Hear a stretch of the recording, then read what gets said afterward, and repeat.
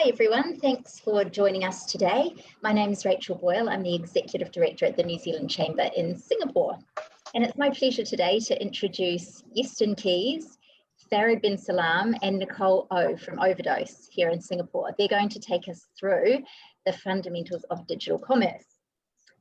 Overdose is a digital commerce anti-agency agency, and they're all about helping businesses grow their digital channels. They're also a New Zealand success story. So they were set up in 2016, but they now have offices in Auckland, New York, Melbourne, Sydney, London, the Ukraine, and of course, Singapore. Today, Yeston and the team are going to talk about best practice website development, and really exciting, much of the session today is going to revolve around a live website audit. So I'd also like to introduce Kevin Youngman, from a business and from a website that I'm sure many Kiwis in Singapore are familiar with, kiwikitchen.sg. If you've got any questions during the session, there's a Q&A button at the bottom of your screen. If you type your question here, we'll save them all for a Q&A session at the end. So now I'll hand over to Yeston. Thanks, Rachel. And thanks everyone for being here. It's good to be with you guys, and hopefully we can share a few insights that you'll find useful. So just to give you a bit of background on Overdose. So as Rachel says, proudly Kiwi founded agency, been around for about just under 6 years now, quickly kind of grew out of New Zealand into Australia and Singapore, more recently into North America and Europe. We also have offices in the Ukraine as well. We're about, we've gone from 2 founders to 350 people in just under 6 years. So it's a pretty awesome story. And I think, we're all very pumped to be part of it. And we are an anti-agency. And I guess what that means is that we focus very much on the digital commerce. We don't kind of focus on some of the other parts that more traditional agencies do. Because I think what we found was that you had lots of kind of technology companies who were great at the technology, but didn't understand marketing and consumers. And then on the flip side, you had kind of more creative agencies who perhaps didn't understand the technologies or the nuances of e-commerce and data and all the things that you need to put together to have successful online retail strategy. And we kind of have three kind of guiding principles. We like to break the rules, we like to think bigger, and we like to get shit done. And I think in keeping with that, I'm not going to go on for too long about the company. We're actually going to do, as Rachel says, we're going to do some live audits. And really, we're going to focus on the fundamentals of e-commerce. So much like traditional retail, the fundamentals of online retail are not too dissimilar in the sense that if you would like to sell more, if you want to essentially do better as a business, firstly, you need to get more people coming into your store, just the same as a physical store. So that's important. And secondly, once those people are there, you need to get them to buy more stuff. So that's obviously important. And I think the third thing, once that audience is there, once they're kind of purchasing your products, then what you need to consider is how can we sell the more expensive products? How can we get them to spend more in the same session? How can we kind of raise the bar in terms of what we're selling and make it a premium offer where we can command a higher price point than our competition? And really, in the online world, within that, there are 2 kind of fundamentals of e-commerce that allow you to pull those 3 levers. And one of those things is search engine optimization. So this is critical. Obviously, the internet is a big place. There are millions of online stores on the internet. And pretty much all online purchases start with a search query. And it's also a great sign of intent. People are looking for a product. So that they're interested in your products. They're potentially interested in your brand, and they're interested in what you've got to sell. So that is a critical part. And then for the other 2 levers, it's all about CRO or conversion rate optimization. So how do you reduce those barriers to purchase? How do you make it easy for people to not only buy the product they're looking for, but how do you make it easy for them to buy other products that are related to that product? And then when it comes to that kind of premium offer, how do you create an experience that feels premium, feels luxury, feels like it's somewhere where you're spending a lot of money on products because the products are very good and the experience of buying the product is also very good. So those are the 2 things we're going to focus on today: search engine optimization and CRO. And what we're going to do is actually a live SEO audit where we're going to jump behind the scenes of a a very kind volunteer site, which we'll talk about in a minute, and we're going to look at what's happening from an SEO perspective. Some of that will be obvious to us just looking at the site, but there'll also be some insights in there around what's happening behind the scenes in terms of, I guess, from a technical perspective, how is Google indexing the site? How is Google browsing that site? Which obviously then affects, you know, where you come up as a business when people are searching for your products and services. And then the other part obviously be what we call conversion rate optimization.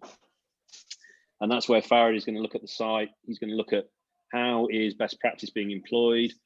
You know, what are the opportunities to reduce those barriers to conversion, reduce those barriers to purchase? Perhaps what are the easy wins that we can put in place to kind of increase sales quite easily? You know, where are the perhaps some holes that we need to plug to stop people dropping out of that online purchase funnel? But obviously to do this live audit, and that's obviously our preference is to do a live audit rather than talk about theory, but Kevin Youngman has very kindly volunteered the Kiwi kitchen site to let us kind of, I guess, dig around and see what we can find. So thanks for that, Kevin. I don't know if you want to just give a quick intro to Kiwi Kitchen. Oh yeah, thanks, Easton. Yeah, on the guinea pig today, or our stories. I'm sure there's going to be some issues that you'll pick up on, but thanks for the opportunity anyway. And as people know, hopefully they know, we're specialists in bringing in food and beverage from New Zealand. So all our stock on our site is pretty much sourced from New Zealand. So anything from New Zealand that you need or require, kiwikitchen.sg is the place to come. So thanks, Easton. Pleasure. So in that case, I will hand over to Nicole, who's our head of search here in Singapore, and she will kick off the SEO audit. Over to you, Nicole. Okay. Thank you, Easton. Let me just share my screen quickly. Yeah. Thanks again, Kevin, for letting us audit your site live. So what Easton mentioned, how people search. So everything before people buy, they do a search most of the time, and depending on the intent, you know, whether they are ready to buy or, you know, depending on where the journey is, it always starts with a search. But before the search happens, actually how search engine works, before that, behind the scene that, you know, front end user may not see, is that crawling and indexation happens. So before search engines actually index the sites, for example, Google index the site on google.com.sg, they actually crawl the website. So once you publish a website, actually crawling happens and then indexation. So, and then after that, search. So usually what I like doing when auditing a site is I like to look at, you know, how Google has been, what are the pages that Google has been indexing on the site. So I will start with, you know, searching for site colon. So you can see here a list of pages that Google has indexed on Kiwi Kitchen.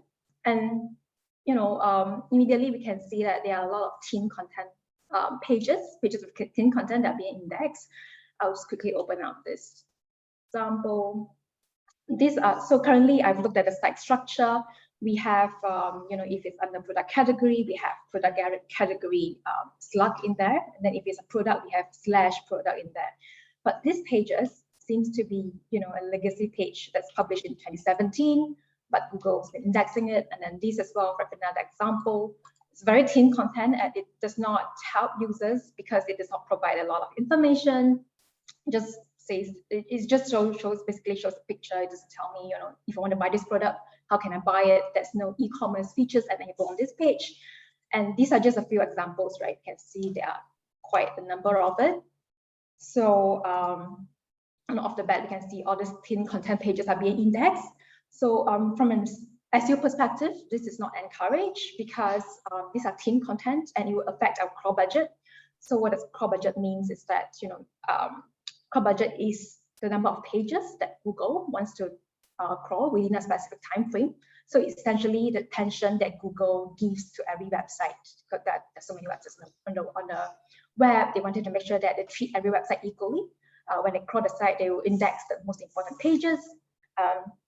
So we are wasting a lot of crawl budget, Google's crawl budget in this case, because we are asking Google to crawl, you know, all the teen content pages. So which is not good, because once we have finished using our crawl budget, for example, if tomorrow you've imported new products, you added 10 new products pages in there, and Google may not come and index it so quickly because we have wasted our budget to crawl all these teen content pages. So So the recommendations here is that I would recommend us to scrape all this list of thin content pages, and then we decide whether we want Google to index it. If you want them to index it, we need to make the page more user-friendly by adding more text content, explaining what this page is about. If they want to buy it, maybe we can enable, e-commerce features in here. They can add to cart like what you have on other product pages. But if we think that, oh, these are old pages, I don't use it anymore, we should add a meta robots no index text to tell Google that, oh, this page is published on my website, but please do not index it because I don't want to waste your time, the crawl budget to crawl this theme content pages. I want to make sure that my more important product categories that's within your mega menu or other more top popular products that you want to sell to be indexed. So yeah, that's the first thing off the bat that we observe here, number one.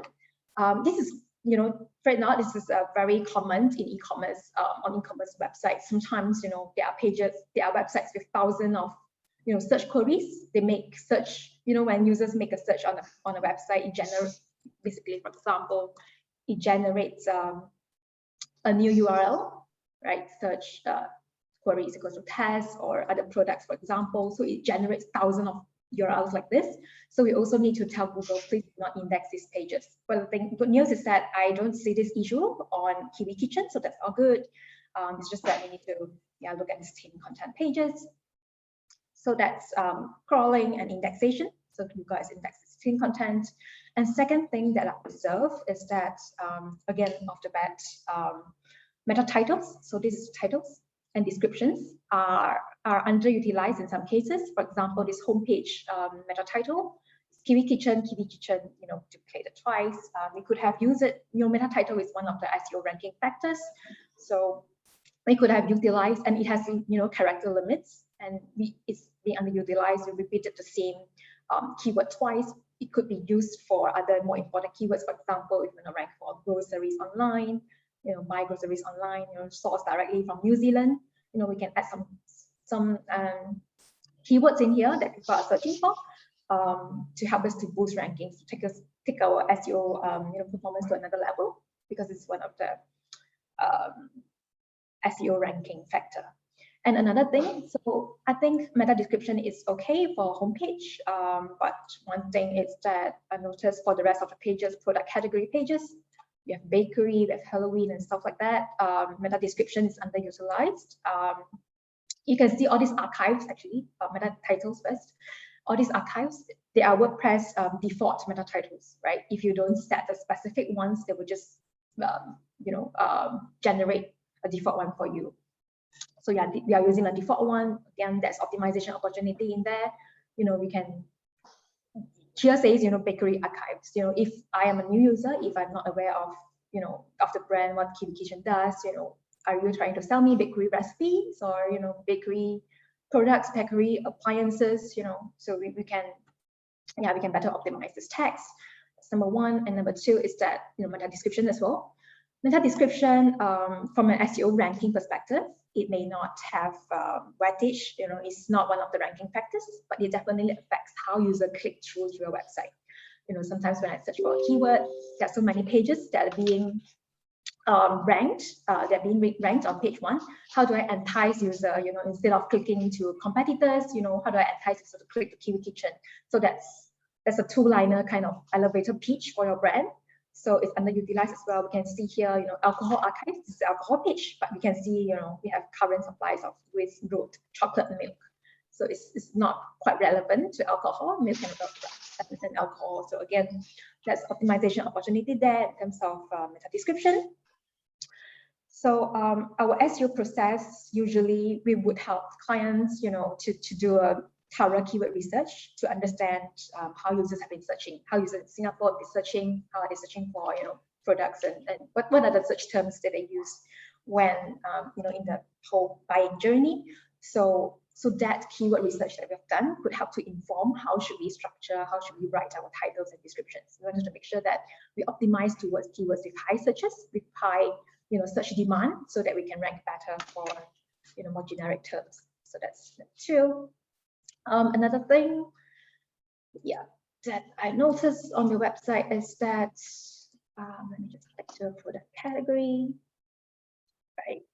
It's good that actually your team puts a lot of effort, Kevin, in creating so many content categories, product categories, as well as, I noticed product tags here as well.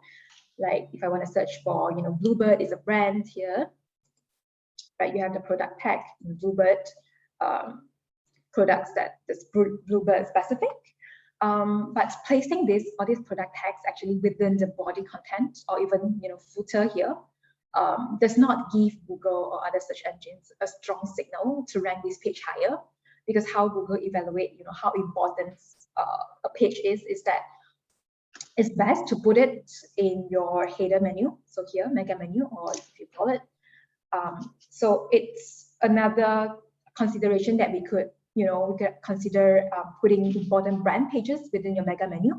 Because if you were to place these links and placing this link here versus in body content and footer, having it in mega menu definitely tells Google a stronger signal that hey, this is a very important page to us. We already have this brand. Please rank us higher in search results.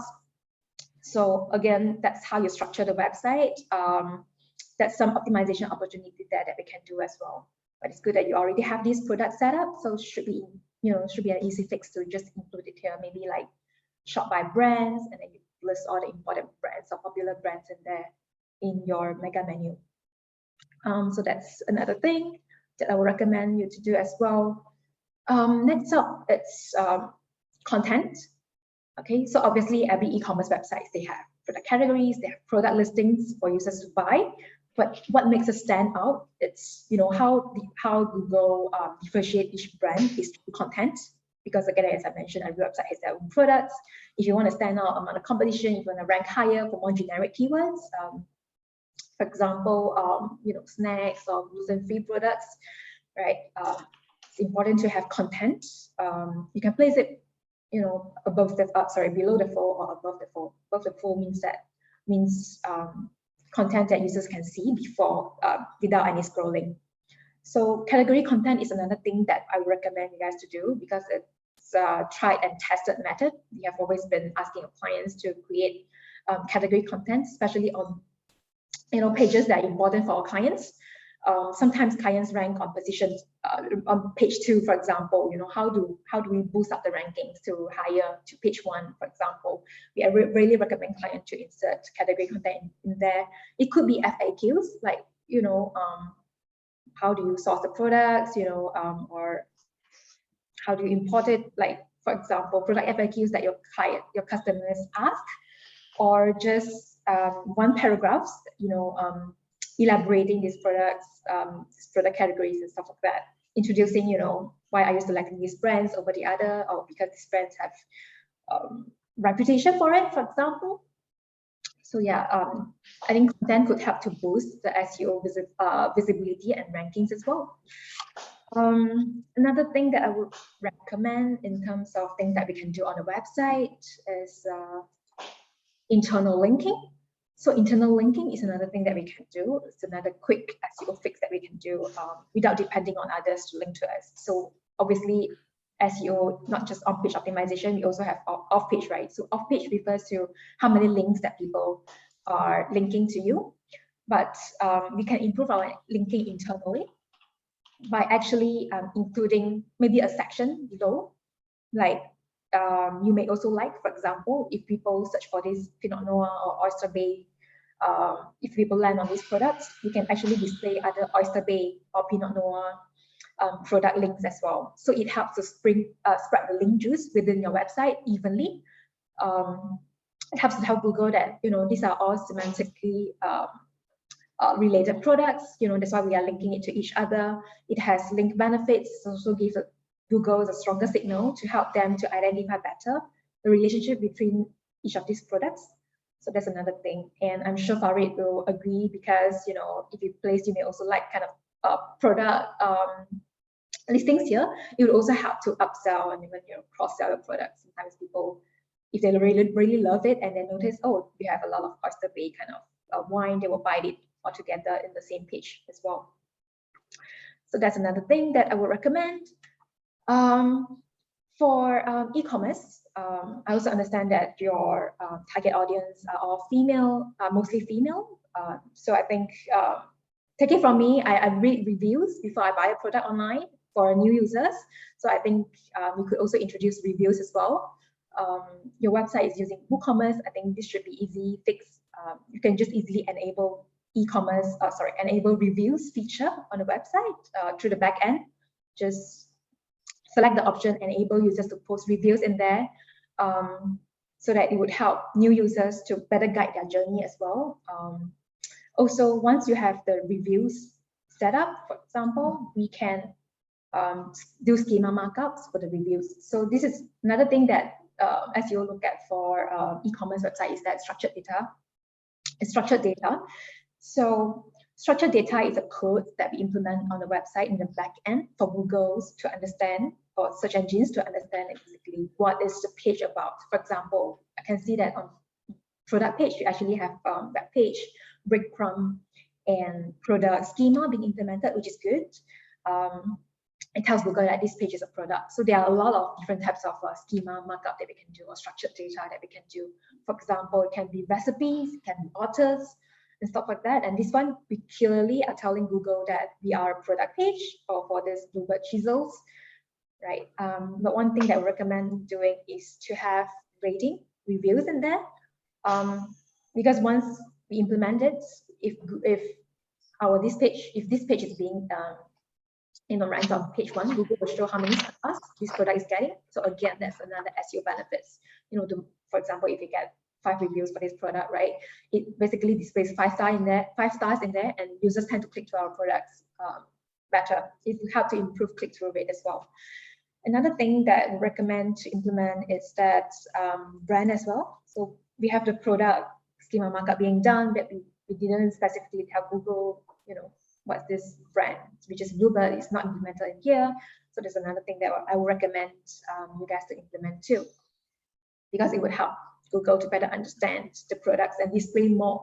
The more understanding or the more information Google is able to scrape or understand from a page, it would help to rank the page better. Google wants to make sure that they rank the best page, right, on top of the pages. So if you help them to understand our content better through this structured data markup, it will help to boost our SEO rankings and visibility. That's another thing. And one thing I've noticed is that on some product category pages, so you guys are using infinity scroll for bakery product category, for example, you see when I scroll it, the URL changes. So this is page 1, and page 2, and page 3, which is okay. It's not a problem here because the URL change. But the thing is, infinity scrolling actually it's good for user, but for search engines, for example, Google crawlers, they don't really scroll. They don't really do scrolling. So when they crawl a website, they don't usually scroll it. So that's why we noticed that it's not being indexed. Your bakery products, page 2 onwards, is not being indexed by Google. It means that there's a probability that your products that's stated on page 2 and page 3 will not be indexed as well. We have the risk being, we have this risk that our product pages, individual product pages, are not being indexed. So I would recommend to split it actually. And another technical errors, quite an important one, is that if you look at canonical tags, I'll just show it to you. Look at the codes, right? So canonical tells it's a signal that tells Google that this is not the right page. You have to. We have a master page which is page 1, like without the page product category / bakery. So this essentially, we use canonical tags when there are duplicated contents or very similar content on the pages. So we tell Google that, hey, please do not index both pages because it would cause duplicated content and it would impact our SEO rankings negatively. But in this case, page 4 product categories, product listings on page 4 is different from what we have on page 1. But yet we're telling Google that, page 4 is actually the same as page 1 through this canonical tag. So, so this is an error that we observed that's quite important. As I mentioned, it would cause our product listings not being indexed, and therefore, not being able to rank, and users can't access it through google.com.sg. So that's one thing that we need to fix. And I also noticed your website actually do have this bring link route previous, that's being implemented, which is good. Which is good last time, but Google has actually killed this signal, previous or next. So basically, this used to help Google to understand the relationship between all these pages, like this is the main page, and then next previous page 4, previously it was page 3 and stuff like that. But Google has stopped using this signal, so it's no longer, it's obsolete. Google does not really understand, will not be able to understand the relationship between these pages anymore because they no longer use this tag. So canonical tag is a very strong signal to tell Google that it's this page are unique. So the fix is that this page 4, it should be self-canonicalized. So canonical tag, it should be linking to its own page 4. It means it tells Google that this is a unique content because it has different product listing.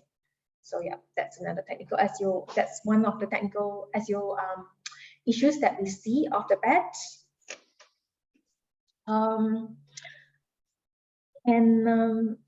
Lastly, this is one not ranking factor, but it would help to boost the overall brand credibility and help to add trustworthiness on the website. Is that I noticed actually you guys have an active Facebook page as well as Instagram page, but it's not being linked anywhere within your website. So I would recommend you guys to have include your social profiles in here as well, because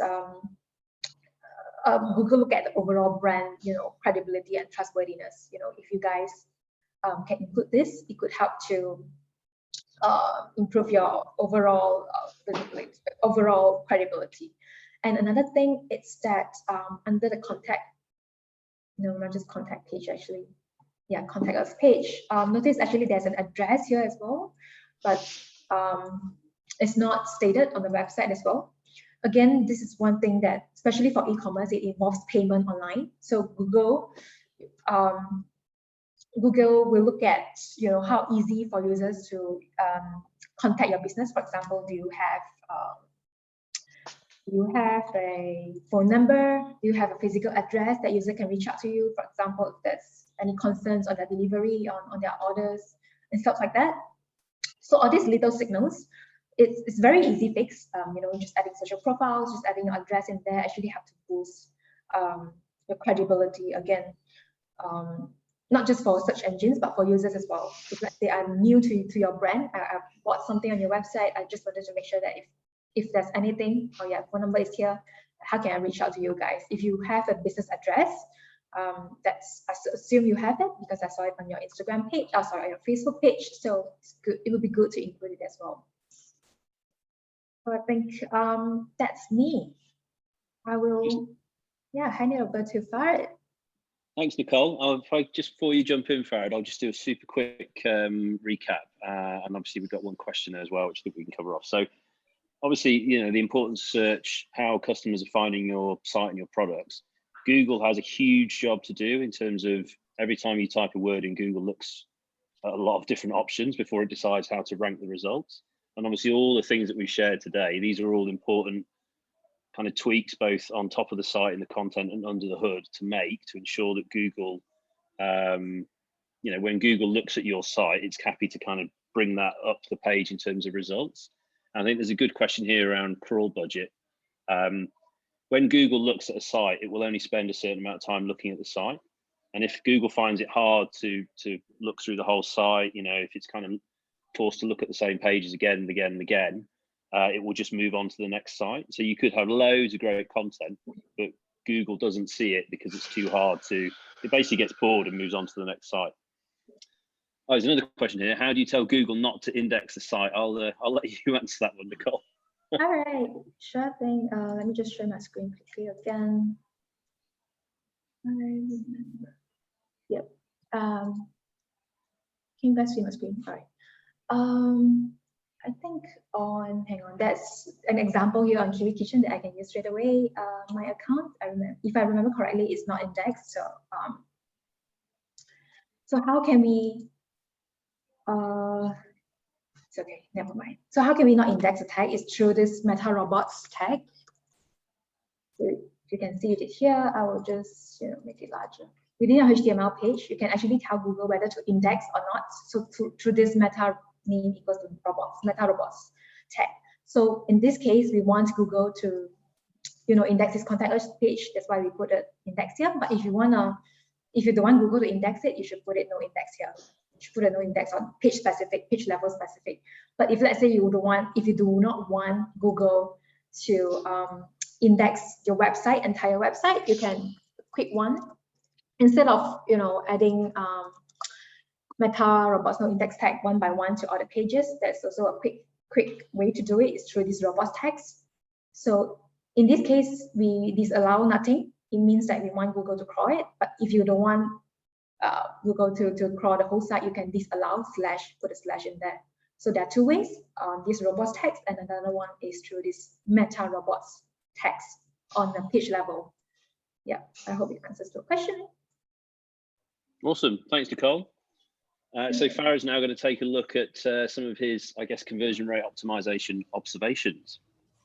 Hey everyone. Hey Kevin, you ready? I've done a lot of bad things in my life. This is not one of them.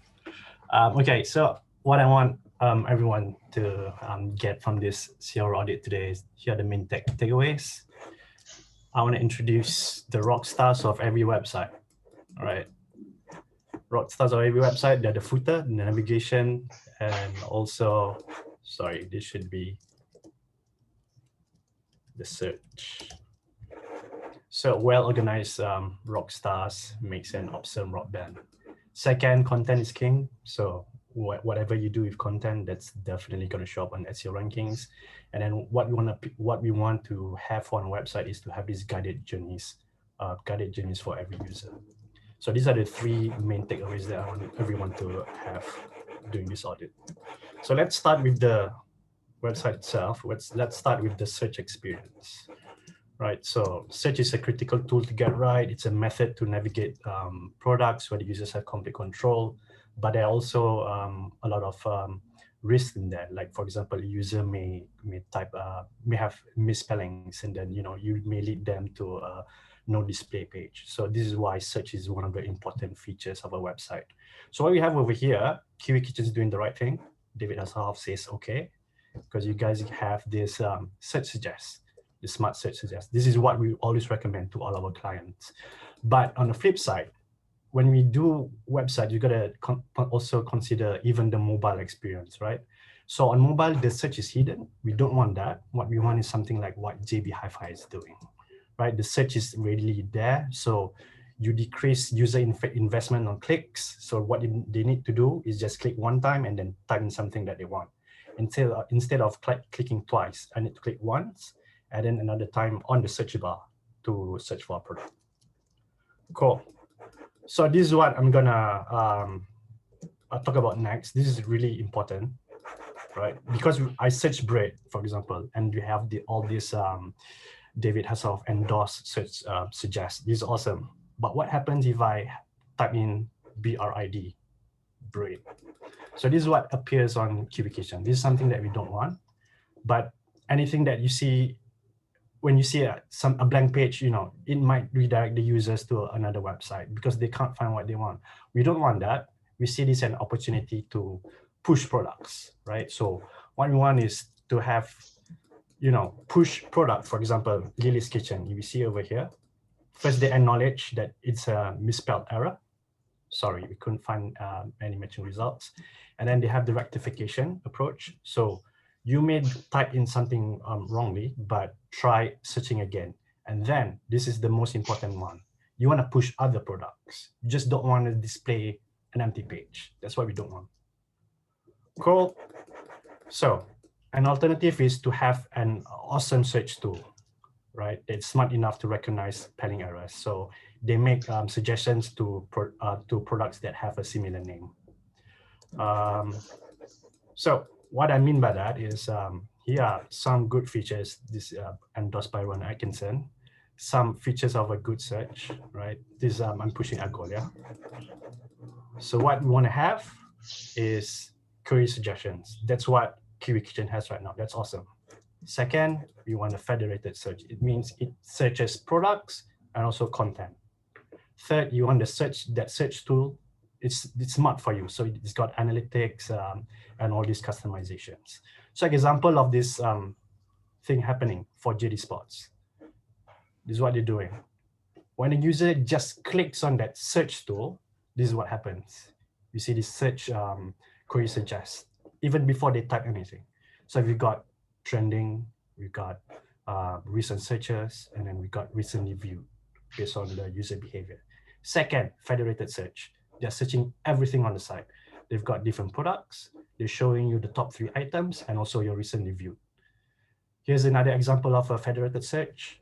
When I type in gallery, I see products, and also I've got categories of that search term that I search. So we want that search to be a really smart tool for the user. Cool. So that's for the search. Now let's move into the navigation experience. So that's the next rock star. Right, it's a default recommended method for desktop navigation on most e-commerce sites. There are ways to enhance it to promote better user journey, such as visual hierarchy or visual cues, using icons. We're gonna get into that later. So this is what we have for Kiwi Kitchen right now. As you can see, this is a wasted retail space because the menu is having this a vertical layout. What we want to do is want to maximize this desktop space, right? Because there's a lot of retail space that we are talking about here. We don't want to waste. We don't want to waste that opportunity. And also, this is also related to what Nicole said earlier. We need to have a better information architecture of your products, of your website. So we need to better organize the menu into tiers. For example, Chewy, we've got tier 1 items, right? And then we've got tier 2 items, dog, cat, fish, whatever. And then we got the tier 3 items. So this is what I said earlier from the main takeaway points earlier. We want the user to have a guided journey. So we don't want to display everything for the user. We don't want to open a Pandora box of choice for them. We want to provide the user a guided journey, right? And on top of that, because you have such a wide retail space, we can also have retail space to shout out about products, events, knowledge pieces. You can push popular brands, you can push popular products. And also again, David Asaf says, okay, cool. This is another example of a tiered organizational menu. So we got tier 1 over here, we got tier 2 over here, and then you got tier 3. So this is what I said earlier, when there's a better presentation of navigation items, you can use icons, you can use photos. For example, a lot of furniture brands are having a hard time explaining to users what love seats are, right?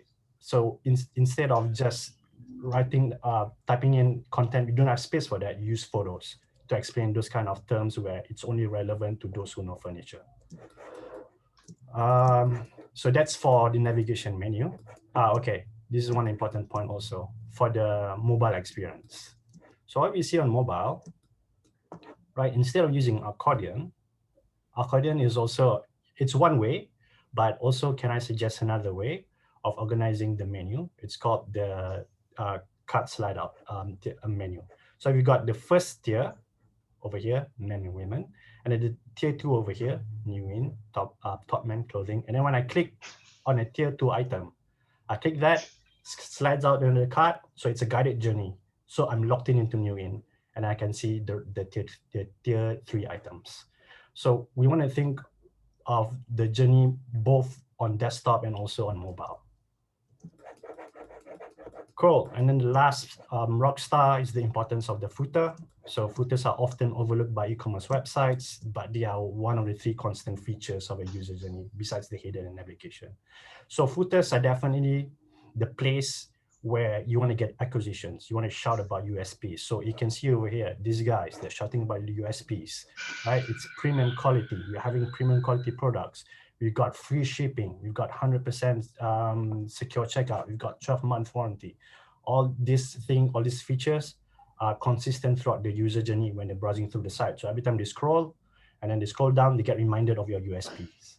And also these guys, they are not just selling their USPs, they're also pushing their UGC, their user generated content. So they're feeding their Instagram feed on their footer. Also, I guess you guys are doing it, but what you guys need to do is you guys need to have a visual hierarchy of your footer, right? That's what it is right now. There's a visual hierarchy over here, but what's most important over here is, let me tell you, everyone is overlooking it, is the acquisition. So this guy over here, he needs to have better prominence, newsletter sign up. So you can see over here, these guys on the footer, they put prominence on the acquisition. So hence it's top over there. So we've got visual hierarchy. I can see this. Oh, you've got exclusive drops or discounts of from JD Sports. So example, you have that, right? 10% discount voucher. Imagine that. Register for 10% discount. Looking like this with big bold tags. That's an easy win for acquisition. So also they want to shout out, these guys, they also want to shout out about their different services. So that's where, you know, everything that's got to do with services, their USPs and anything that needs to remind the users of why they trust their brand, you need to put it somewhere consistent. So one of the places, a good place is the footer. Go. That's the second rock star. Oh wait, there's a third rock star. We are done with the rock band. Now it's understanding the fall. Okay, why is this important? Because people tend to think that homepage is where they need to dump everything, tell everyone everything, and try to push as much information on the homepage. Wrong approach, right? Because let me tell you, this is what happens. This is the fall. Browser behavior is going to dip sharply after the fall. So you see this red part over here, and then anything that's below the fold is going to turn cold. So this is real life study of some of our clients. So this is happening throughout most of the websites. Those people who are scrolling down, they are going to be either first-time users or loyal customers. So they're going to look for something new. But other than that, everyone is just going to skip the homepage. They're going to go straight to the category page. So you need to be strategic of what you want to shout about on the homepage, right? Cool. So this is why the fall is important, right? Because it's the prime retail space. So brands need to invest strategically, either to tell their brand story, push products, or sell their USPs, or introduce categories. Right. So you've done a good thing here. You've introduced categories, but there's also one thing that you need to know. This guy over here, the carousel, it's got only 1% of interaction. So that means if you got more than one image, right, it's going to only get 1% of interaction. Only 1% of the people who arrive on that page, they're going to click that carousel. So this one it's great. You're just using one carousel. It's just that since there's only 1% of interaction over here, why let this guy take so much space, right? If this is the prime space, you want to decrease this carousel space, right? Decrease the height. So you can actually introduce the categories earlier. You can introduce your product earlier with lesser user scrolls. So just take a look at this. This is the current stats of the browsers, common browsers around the world, 1920 by 1080, 1366 by 768. So these are the stats that we need to take note of when we wanna strategize of how we wanna shout out about products or services on the homepage. Cool. So I just want to show you ASOS. So what they've done is every time it's sale season, this is what they do. The carousel, they're gonna say, I'm not gonna care about the carousel. I'm just gonna introduce different products, categories. So this is what they did during their sale season. They introduced categories on the carousel, right? And this is one of the strategies that we've actually suggested to our clients, and they did great actually. Yeah, so that's about the fold. And then on the homepage, content is king, right? So what are the best practice of strategizing the use of the homepage? We want to talk about reviews. So Nicole said reviews, talked about reviews earlier. Reviews are definite good ambassadors for your website, for any products. You want to put reviews. You want to talk about your exclusive products, and then you want to talk about your popular products. Other than that, I'll leave it to you guys. But these three guys are like really essentials. Other than that, try to not make the homepage too long. Cool. That's for the fold. And now we move into the category page. So there's a lot of, I guess Nicole touched earlier about SEO. So I'm going to show you also why that is important for SEO tags, right? Category page is missing small pockets of content of SEO tags that helps with ranking of the page. Why is this important? The more you describe a page, a category with content, the more it's relevant to the search result. So let's take a look over here. Organic bread. I'm going to show you guys, even though a website is the most fugly website you've ever seen, ugliest website you've ever seen, but they can rank if they've done a good SEO organization. Okay, so check this out. We got organic bread. I've typed in organic bread as a search, and then we're not gonna click this ad because these are paid ads. But take a look at this guy, Bite of Joy. He's basically ranking #1 on organic search for this term, organic bread. So let's look. It's a really ugly site, but look at this. They've got the content done right, organic only bread, and we've got details of the content, ingredients, and then they're doing all the right CRO stuff. They're pushing other products. So even though your site, you don't think it's the most beautiful website, but that site can still function if you got that SEO strategy right, that CRO strategy right. So this is what I mean by we need all these small pockets of content on any website, on any pages of your website. So most of the things that appears on Google search result, we rank as #1, paid search, blog pages. Why sometimes you click on, you want to search for something, but then, blog pages appears because they are focusing on content. That's what they do on their website. They're just talking about product, just typing it out. And then, it's really an obvious no-brainer. They're going to win on that search ranking. And then that's where you get your marketing team to get these guys, right, to talk about you guys and then redirect that to your website. So that's one of the strategy. So yeah, more examples of SEO content. They talk about their categories, airport cases. So SEO content over here. Red dog food, more SEO content over here. And then this next thing over here, this is a beast, I tell you. It's a filter. So filters are important because why? The more filter you have for the users, it's a box of choice for them. You don't want that. You want as less filter as possible. You want to help them find what they want, not spoil them with choice. That's a Pandora of choice. We don't want that. We want to guide the user. Okay, we want to guide the user. So when I look at the filter, right, as Nicole said earlier, there's a better organization of this filter. If you can see over here, some of the stuff over here actually tier 1 items. So these are my suggestions. Your alcohol, your bakery, baking, cooking, biscuits, crackers, yada, yada, yada. Those are your tier 1 items. And then your tier 2. So remember the chewy example earlier? So this could be your tier 2 items.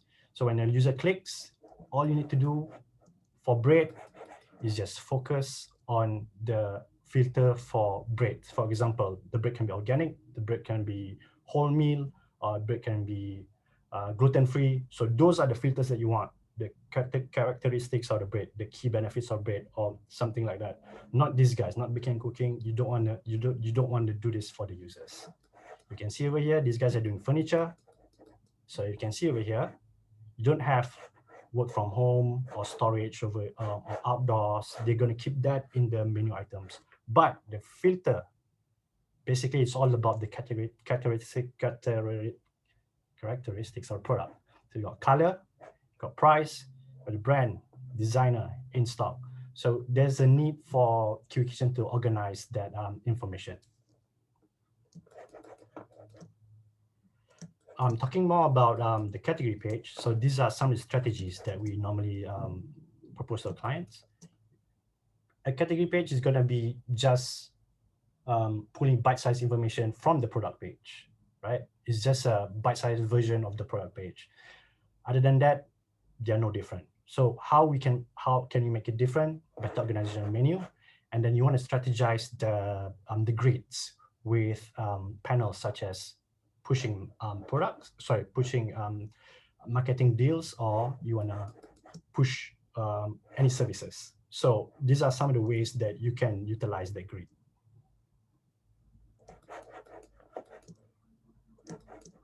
So product page, yeah, same thing. It's missing the reviews. The reviews are really important. This is really awesome. You want to have as much details as you can on the product category page. This is something that I need to highlight.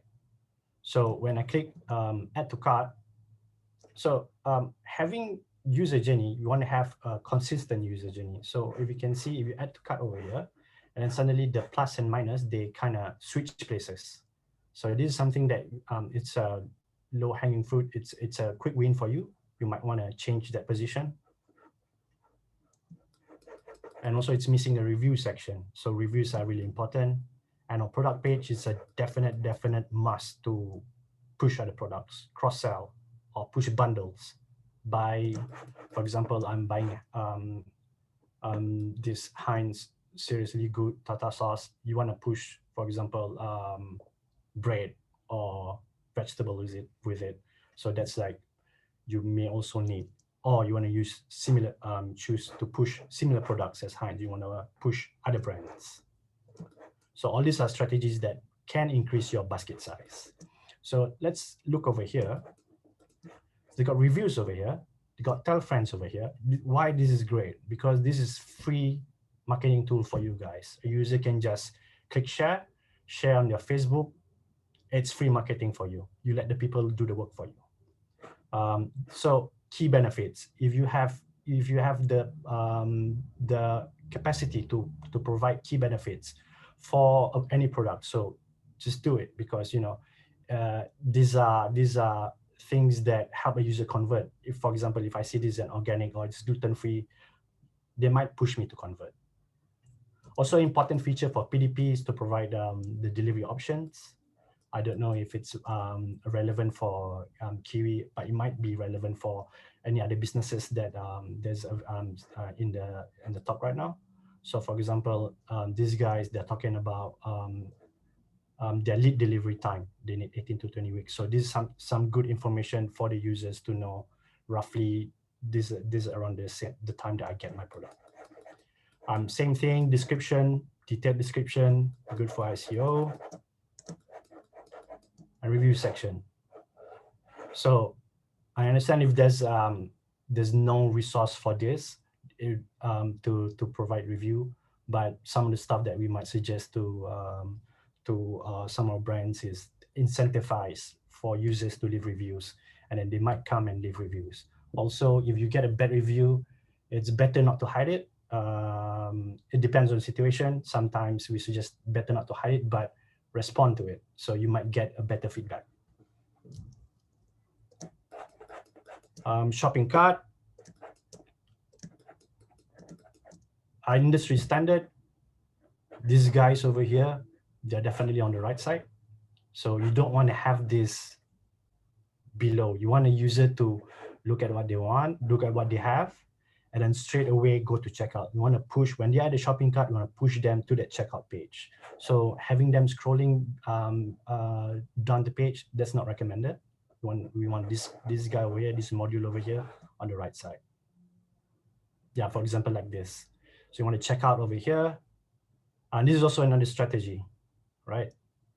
We don't want a user to just, if they're over budget, right? They realize I've added so many products and I realize, oh, I'm over budget. What you want to do is we want to have this save for later. So what it does is it saves to my wish list, save it for later, rather than them, and then you guys can follow up through emails, through your EDMs with the user. Hey, you might want to purchase this at a later date or something, rather than them just deleting this and then it just leaves them. Another good example is delivery information. So this is something that you also want to provide on the checkout page. Shopping cart are also the place where you can also push other products. So when I'm looking at shopping cart, so take an example that I'm leaving the museum through the gift shop. That's a popular term, right? Leaving the museum through the gift shop. So this is like the last minute product push that you want to push to the user at the shopping cart. And that's about it. So let me refresh everyone again. Main takeaways: don't ignore the rock stars, well-organized rock stars, make an awesome rock band, content is king, and guide users. Thank you. Thanks, Farad.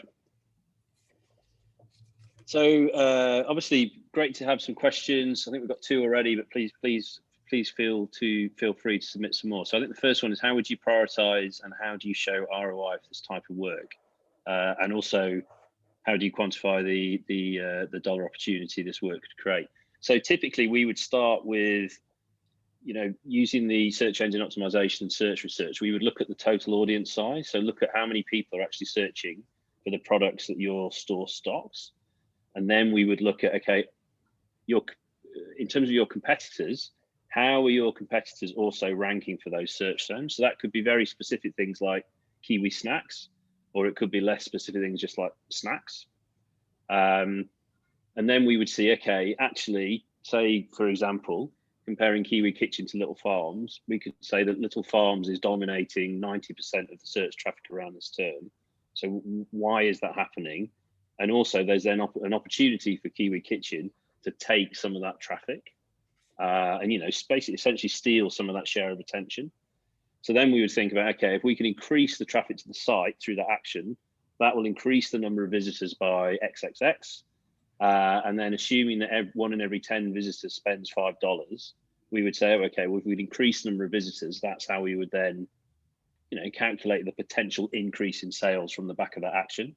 And similarly to a lot of the CRO tactics as well, we've got, there are industry standards around these things, and we can kind of model the number of people that stay engaged up to the point that they check out by making each of these tweaks along the way. It's the way to think of it is really like a funnel. And obviously you want as many people in the funnel at the top as possible. And then you want as many of those people at the top of the funnel to kind of come out of the bottom of the funnel having bought a product.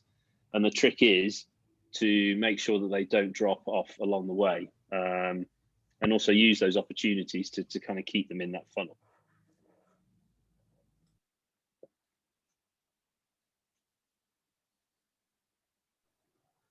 So any other questions? Kevin, anything there that you were surprised by, or any, expecting, or? Well, I knew there'd be issues for sure. So yeah, it's just a matter of prioritizing them and getting them fixed. And I guess that's where you guys are handy to have and to call on, because it definitely takes time, and it's a science in itself. So yeah, I haven't got the resources to do that myself. So that's why you need someone like you guys. Well, hopefully we can help. That is a good question. So what should Kevin do first? I think we would always start with trying to understand the SEO picture. So who are your competitors, and how are you stacking up against those competitors from a search perspective? Because ultimately that's where the majority of people coming to the site are going to come from. So how can you steal some traffic from, but certainly people like Little Farms, but also how can you steal traffic from people like Redmart and Cold Storage and those other sites? I think the good thing for Kiwi Kitchen, obviously, it's a very specific, you've got some very specific brands, and you've got kind of, the kind of Kiwi term as well in terms of Kiwi food and Kiwi produce. So there's lots of opportunity to really own that traffic there. And I think probably there's plenty of people here today that'd be happy to write a review for you too, Kevin.